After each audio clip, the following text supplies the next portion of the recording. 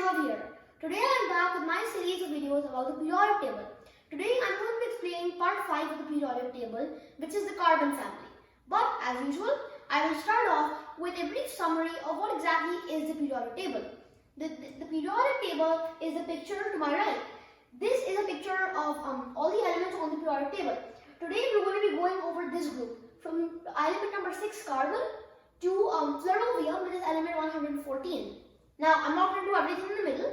I'm only going to do all the elements in this row. Some of the more notable members of this family is the element carbon and the element silicon. But now, back to the actual periodic table. The periodic table was first made by a Russian chemist named Dmitry Mendeleev. He made this at the Russian Chemical Society and had a few perks to it. It was a good way to keep track of whatever elements have been made so far. And Dmitry Mendeleev also used this to predict the existence of certain other elements. For example, you can see if he had the element 2, helium, and he had the element 18, argon, he used the periodic table to predict that there would be an element number 10 that in the middle. Now, the periodic table has 18 different groups of families in it. Every single column is a family. Now, the big one in the middle is the transition elements, and all the other ones are usually just normal little columns. And now, moving on, now we're going to talk about what is the carbon family of the elements. Now, you can see in this picture that I have right here, now the carbon group. Now, two important metals inside this, they're actually the only two metals in here, are the elements tin and lead. Lead you guys may have heard of because it is used to protect your chest during x-rays. And tin, well, everyone knows what that is because of the popular term tin cans.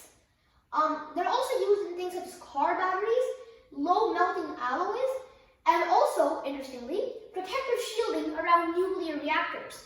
This might be because of these elements' abilities to absorb ions that have gone stray. And because of this, there's no radioactive chemical discharge and people don't get sick. Now, tin is used in things such as pewter, toothpaste, and the coating on steel cans used for food. This is where the term tin cans was made. It's also used in toothpaste, but in very minimal amounts.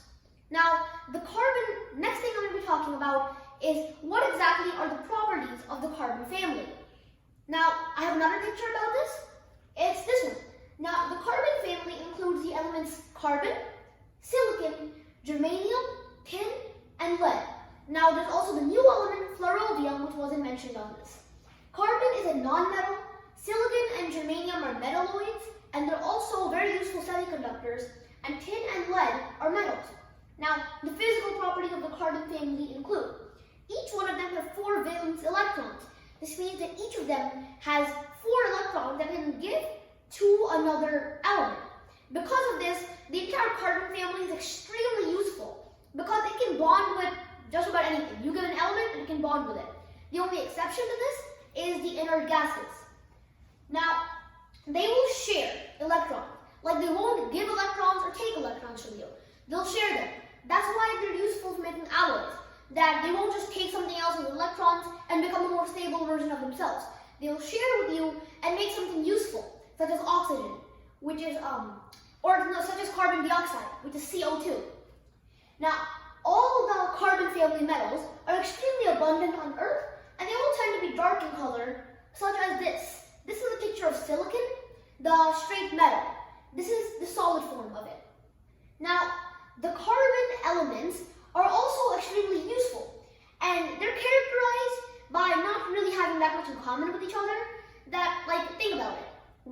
Two of them are metalloids, 2 of them are metals, and they're all just different.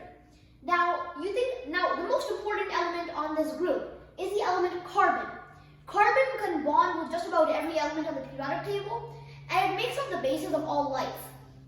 And if you guys have heard and studied a little bit more in depth about carbon, you know carbon is some of the most exciting future prospects of all the elements on the periodic table. Now, carbon can be used in nanotubes to make nearly indestructible things. It can also be used in these Buckminster fullerene buckyballs, which is a very big name, but they have certain properties that nothing else has. Now, rather most famously, they're also used in diamonds. Diamonds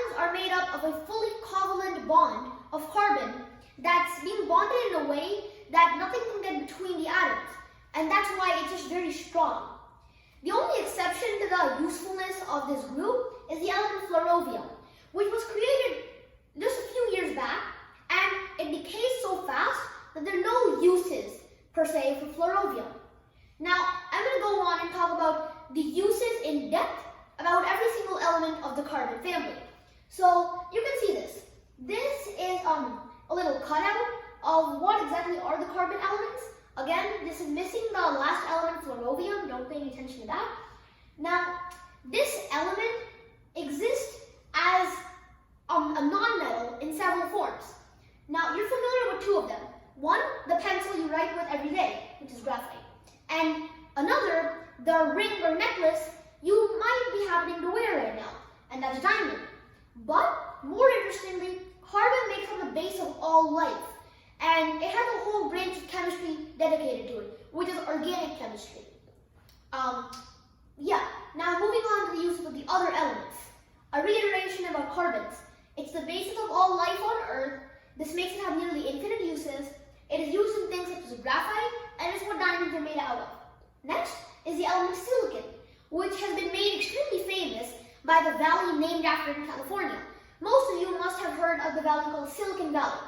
It also happens to be a great semiconductor, and that's why it's so useful in electronic appliances. Now, the next one, germanium. Germanium is like silicon's dad. It was the original conductor back when the electronics industry was still just getting up and getting on its own feet. It was used as an alloy for very good semiconducting things, and it was also used as a catalyst for phosphorus lamps. It would be the thing that kicked off the whole chain reaction that made the phosphorus lamps glow. Tin. Tin is a soft metal that doesn't have that many uses in its pure form, but made with alloys, it can be extremely useful. One example of this is tin's alloy with copper that spawned an entire age known as the Bronze Age. Lead. Lead is a toxic metal that's been around for a long time. In fact, the Romans used it in their water pipes, which may have been a contributing factor to why they died out. This element was proven to be toxic later on in history, and therefore now it's only used in things such as car batteries and pigments.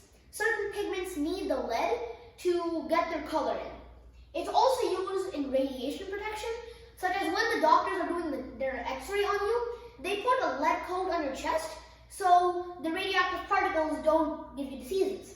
Flerovium. Flerovium is the last element in this group and the newest. It has very few atoms of it have ever been made. And if you put that into context, that is actually amazing. Because there's actually a countable number of atoms that have been made of flerovium. It is extremely heavy. It has 114 protons in its nucleus, given its atomic number, 114. It's also extremely radioactive. Because of these, it has very few uses, but it does have potential in a future cancer cure. So, I hope you enjoyed my presentation. If you did, remember to like, share, and subscribe to my channel. And I'll see you guys next time. Bye!